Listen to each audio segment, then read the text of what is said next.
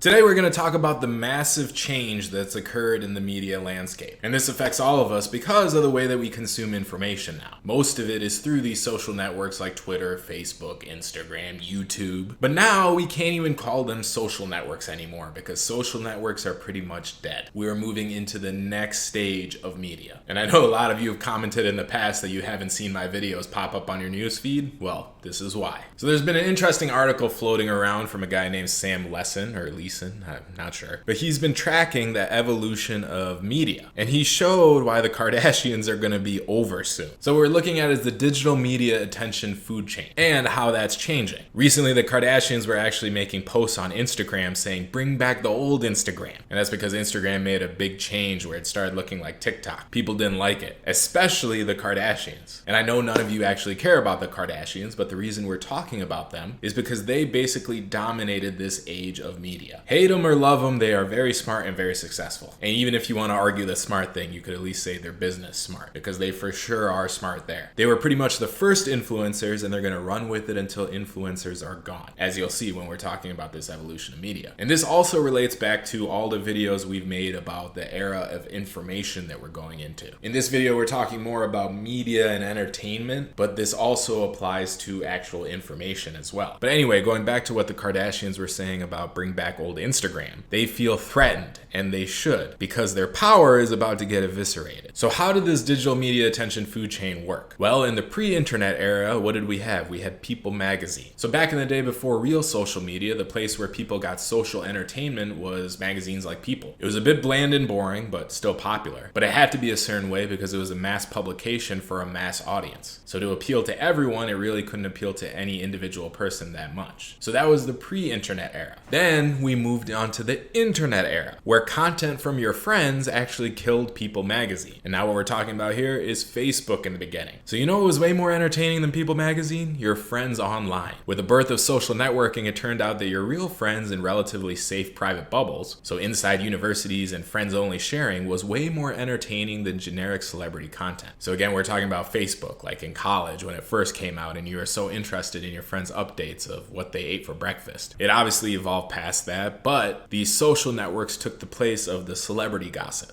And in the beginning, it was an actual social network of just your friends and family. But then we move into stage 3. And this stage is where the Kardashians ruled. So the professional friends actually killed your real friends. And when we talk about professional friends, we're talking about influencers. So you know what's even more entertaining than your real friends and their unproduced content? Professional friends who spend all their time being pretty and amusing. This has been the Kardashian era. And these professional friends really outcompeted your actual friends on the entertainment they could provide you. So this is kind of where we are right now in media, but we're transitioning to the next step. I'd say we're in the middle. But this is the influencer economy. And this has been a huge thing the past, 10 years? Not even 10 really. The period has been pretty short. Even finance YouTube, when it really got started, let's see, my buddy Just Breathe at Minority Mindset, I think he started in 2015. So it's been about 7 years, and of course we had that crazy period during the 2020 crash. But think about finance YouTube, it became completely saturated. And this is what happened in most areas. And instead of following your friends and seeing what they're up to, you follow these influencers because they're actually producing content for all these social media platforms. It's the reason you're watching me right now. And this development has been great for companies because they've been able to market through these influencers to people because all the people are following these influencers. And it's been great for the influencers because they've been able to build their own businesses. But here's the thing about being an entrepreneur when you're actually on someone else's platform. You're not actually an entrepreneur. Really, you're kind of like an employee for either Facebook or YouTube or something like that. And it's very hard for people to admit that, but it's true. You're creating content for their platform. And these companies, which is why they've done so well in the stock market, it's why we invest in them, they are constantly thinking of ways to capture more and more value, which often means less value for the people that think they're entrepreneurs and putting content on those platforms. So this is me included. And now that value is being taken away, or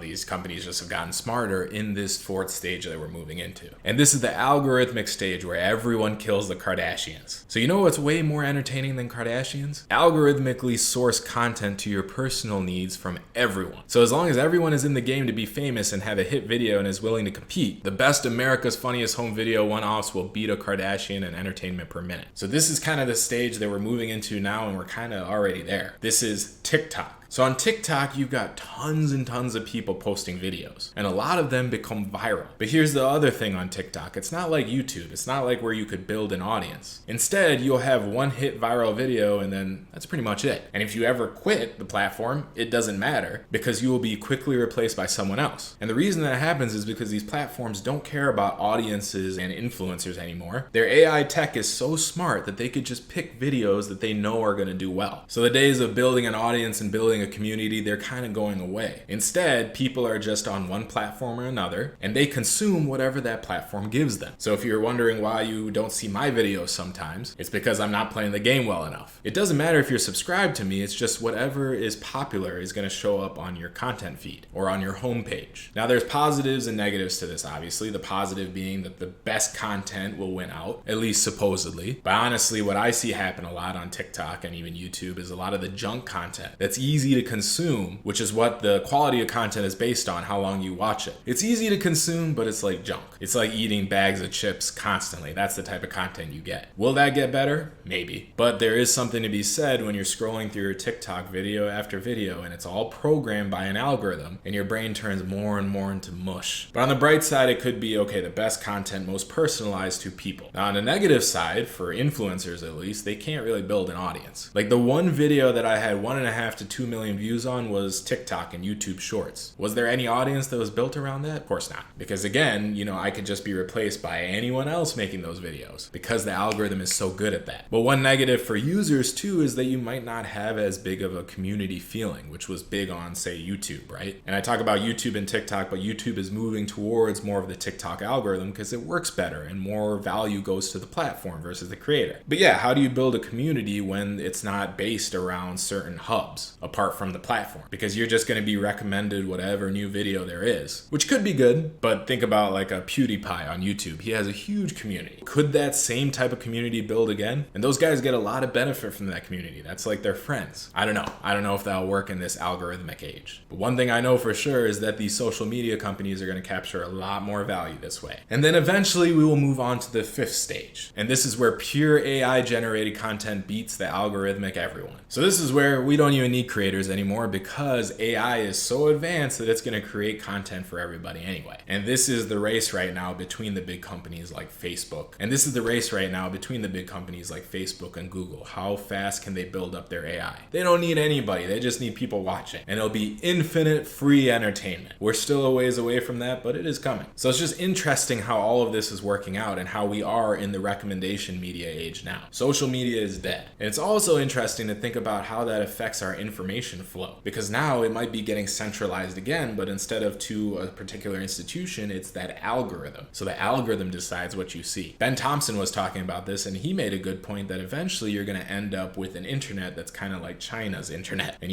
China's internet, they control everything. It's not an open internet. You only see what they want you to see. So you could go down that path once again with this. Now they do say the solution to all of this is Web3. And Web3 is the decentralized internet, with blockchain and all of that, NFTs. That has been great for creators. And it might break all of this that we're seeing here. But when will that happen? I don't know. And if you want to see our original video on what's happening with information in this current day and age, click this video right here. It's very important to see what happens to society when all of this is going on. So click this right here and I will see you in that video.